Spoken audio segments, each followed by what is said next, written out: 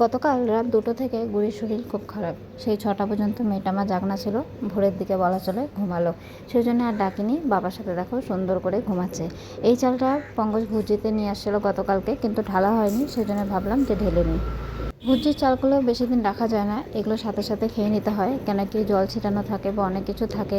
তো সেই জন্যে চালগুলো একদমই থাকে না, নষ্ট হয়ে যায়। সেই জন্য এগুলো যখন নিয়ে আসে তখনই সাথে সাথে খেয়ে নিতে হয়। অনেকে চালগুলো ভালো দেয়, খাওয়া যায়, আবার অনেকে চালগুলো এরকম দেয় যেগুলো একদম খাওয়া যায় না।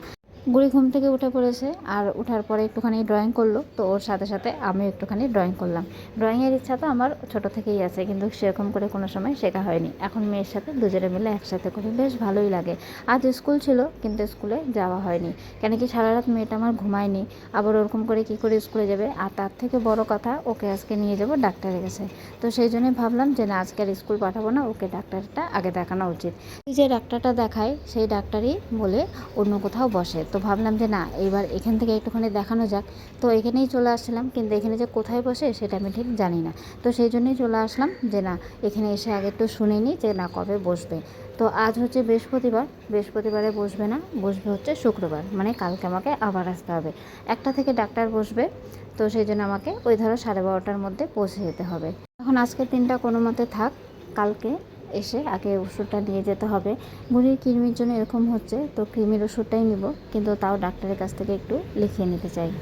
তো চলো বাড়ি থেকে ফেরা যাক। আর এখন কিন্তু আমি আর বুড়ি একাই আসছিলাম, যে না দেখে যাই ডাক্তারটা কখন বসে। তো সেই জন্য দুজনে একাই চলে আসছি। আর আসার পথে দেখছিলাম যে না, ট্রেনও যাচ্ছে, তো বুড়ি তো দেখে বেশ খুশি হয়ে গেছে ট্রেনটা।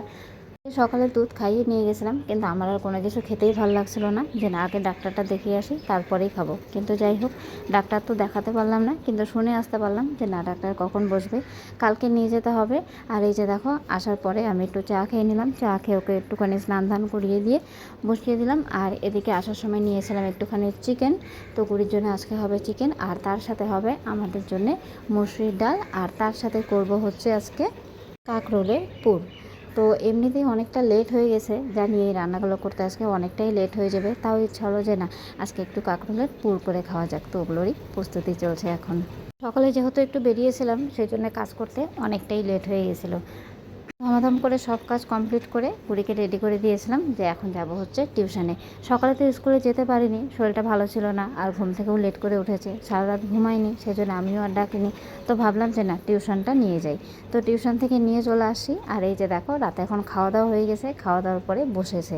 আর বসার পরে গুড়ি যে আজকে এত সুন্দর ড্রয়িং করেছে, সেটা দেখে তো আমি একদম অবাক হয়ে গেছি। ও খাতা নিয়ে আঁকছিল যেরকম রেগুলার আঁকে, তো আমাকে ফট করে বলছে কি, মা দেখো তো ময়ূরটা কেমন হয়েছে। তাই আমি বলছি, বা এত সুন্দর ময়ূর তুই কী করে আঁকলি। তো আমাকে বলছে 2 দিয়ে এঁকেছে, ফার্স্টে 2 লিখেছে, 2 লেখার পরে বলে এত সুন্দর ময়ূরটা এঁকেছে। আমার কিন্তু অনেকটাই পছন্দ হয়েছে। হ্যাঁ, এটা কিন্তু প্রপার একটা যে ময়ূর হয়েছে সেরকম কিন্তু হয়নি, কিন্তু ও ওর হিসাবে অনেকটাই সুন্দর করেছে। এরকম করে একটু একটু করে একদিন অনেক কিছু আঁকতে শিখে যাবে আমার ছোট্ট বুড়ি।